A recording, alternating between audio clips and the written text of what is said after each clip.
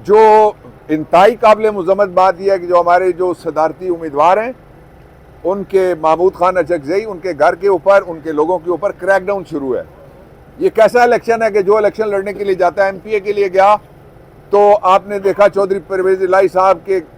जो ख़वातीन गई थी वहाँ उनसे पेपर छीने गए, और अब जो आखिरी इलेक्शन हो रहा है सदर का वो भी गैर आइनी और गैर कानूनी है, इसलिए कि पूरे पाकिस्तान में जो सदर का इलेक्ट्रल कॉलेज है उसकी 93 सीटें इस वक्त मौजूद नहीं है। जब मैं आपसे बात कर रहा हूँ 93 सीटें उसकी इस वक्त मौजूद नहीं है। उसके साथ ही जो एक किस तरह से मजाक हो रहा है आइन के साथ कि एक आइनी ओहदेदार जो इस वक्त भी मौजूद हैं सेनेट के अंदर, MPA का इलेक्शन लड़ा, MPA हो गए, दोनों ओहदे पास हैं। ये पता लगता है मार्शल लॉ है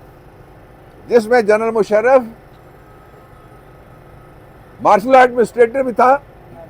और चीफ एग्जीक्यूटिव भी था, और उसके नीचे नून लीग का प्रेसिडेंट जो था वो बैठा रहा, मरहूम तारड़ साहब।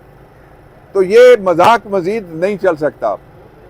जो माइनॉरिटीज़ हैं उनको बाहर निकाल दिया जाए तो ये रियासत के रहनुमा उसूल हैं जो आर्टिकल 34 और 36 और 37 इनकी खिलाफ वर्जी हो रही है। मैं ये मुतालबा भी दोहराना चाहता हूँ कि जो गैर आइनी तौर पे बैठे रहे 5 हुकूमतों में, वो सारे के सारे जितने भी लोग बैठे रहे गैर आइनी औहदा उन्होंने इस्तेमाल किया, वसाइल इस्तेमाल किए, उनका नाम ECL में डालना चाहिए फौरी तौर पे ताकि कोई भाग ना सके। और ये जो पाकिस्तान के अंदर इस वक्त हालात हैं, माशी तौर पे बेड़ा गर्क कर दिया गया है। जितने ही महंगा पेट्रोल होने जा रहा है, गरीब आदमी गधा गाड़ी पे बैठने पे मजबूर हो जाएगा और साइकिल चलाने पे मजबूर हो जाएगा। हो सकता है कि वो साइकिल में भरी जाने वाली हवा के ऊपर भी टैक्स लगा दें। अभी IMF के साथ इन्होंने वादा किया कि हम 18% GST लागू कर रहे हैं पेट्रोलियम प्राइसेस पे, और एक महीने में नहीं, एक हफ्ते में नहीं, एक रात में ये तब्दील कर रहे हैं रेट्स, जिसका सीधा सीधा असर गरीबों पे होता है। और मैं वो लोग जो बोलते नहीं है, आप इस पे जो नहीं बोल रहे वो कौमी मुजरिम है, इस पे बोलना चाहिए, इस पे बात करनी चाहिए, जिसके जरिए से पूरी कौम के ऊपर कर्ज लादा जाएगा और महंगाई और लादी जाएगी और नौकरियों के दरवाजे जो है वो सारे बंद किए हुए हैं। और जो पंजाब में खातून को बिठाया गया है उसके नतायज, जो गैर हतमी नतायज सामने आना शुरू हो गए अभी से ही, इसलिए कि उसने हर तरह की पोस्टिंग ट्रांसफ़र अपनी करके बाकियों पे पाबंदी लगा दी है। TCP के 2 मामलात, उनमें बड़ी इंपॉर्टेंट डेवलपमेंट हुई है। एक डेवलपमेंट ये है कि हमने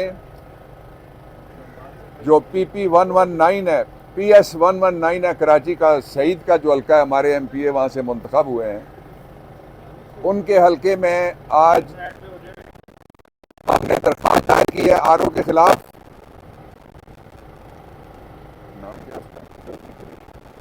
फैसल कुरैशी RO जो सरकारी मुलाजिम है, उसने एक झूठा इल्ज़ाम लगाया और हमारा मैंडेट चोरी किया, उस पर उसको नोटिस हो गया। और उसके साथ हमने सुप्रीम कोर्ट ऑफ पाकिस्तान की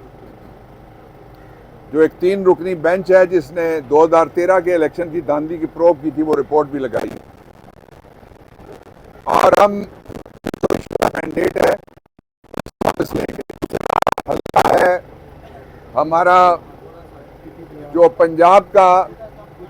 PP50, उसमें हाजी अमानुल्लाह अवान जो मेरे वहाँ से PTI के कैंडिडेट थे, आज़ाद मुंतखब हुए, वो हमारे साथ खड़े हैं इस वक्त मेरी लेफ्ट पे। उनके हल्के में RO को बुलाया गया था, RO आज आया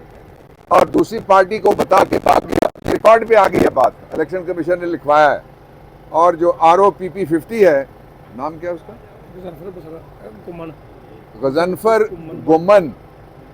गजनफर गुमन को नोटिस जारी हुआ है शो कॉज का, और यहाँ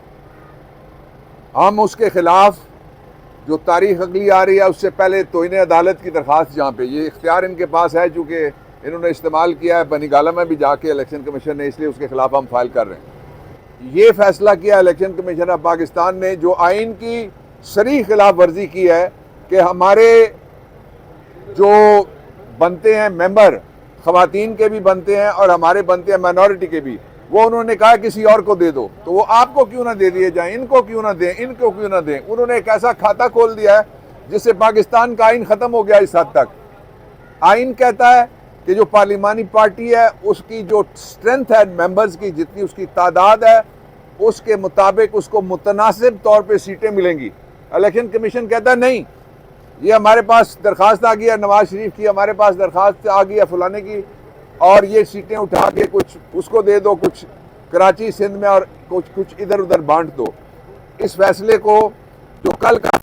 उसको हम चैलेंज कर रहे हैं, और उस फैसले में से जो हमारी सीटें हैं वो किसी और को गिफ्ट नहीं की जा सकती, किसी और को हिब्बा भी नहीं की जा सकती, और किसी ये लूट का माल नहीं है जिस तरह से उन्होंने 9 फरवरी से शुरू किया हुआ है, जिन्होंने 8 फरवरी का इलेक्शन 9 फरवरी को लूटा है, इसलिए ये वापस आएगा।